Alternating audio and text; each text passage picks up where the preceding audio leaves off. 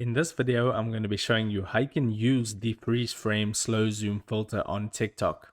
Okay, so I did a video on this filter already, but some people had some problems with trying to use the filter, so I thought I would go ahead and record this video for you. So to get the freeze frame slow zoom filter, all you need to do is tap on there where it says effects, and you can see it underneath trending. For me, it's on the second row, the first filter there, with that head and the arrows pointing down toward it. Now, if you're not finding it, you can go back out of here and then go to the Discover tab. And then in the search bar, you just want to type freeze frame slow zoom. It pops up as a recommendation. So tap on that.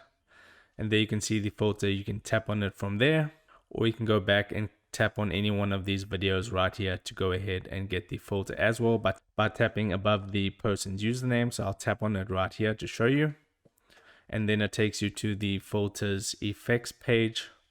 Then just tap on the camera button at the bottom. It might also just say use this effect. Tap on that red button.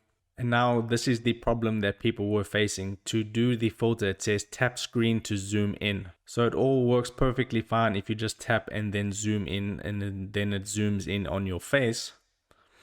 But the problem comes in when trying to record your video. So what you need to do while you're recording your video is you don't hold down the record button. So if I go ahead and hold down the record button and then tap in the center of the screen, you can see that nothing is happening. So I'll discard this and start over. What you need to do is just tap the record button once. So I'll tap it once. As you can see, it's recording. Now, if I go ahead and tap on the screen with my finger, you can see it starts to zoom in. And that's essentially how you would do this filter. So you tap on the record button once and then tap on the screen, and then it zooms in. So I hope this quick explanation of how to actually use this filter came in handy for you. If it did, drop a like on this video and subscribe to this channel for more TikTok filters. Take care.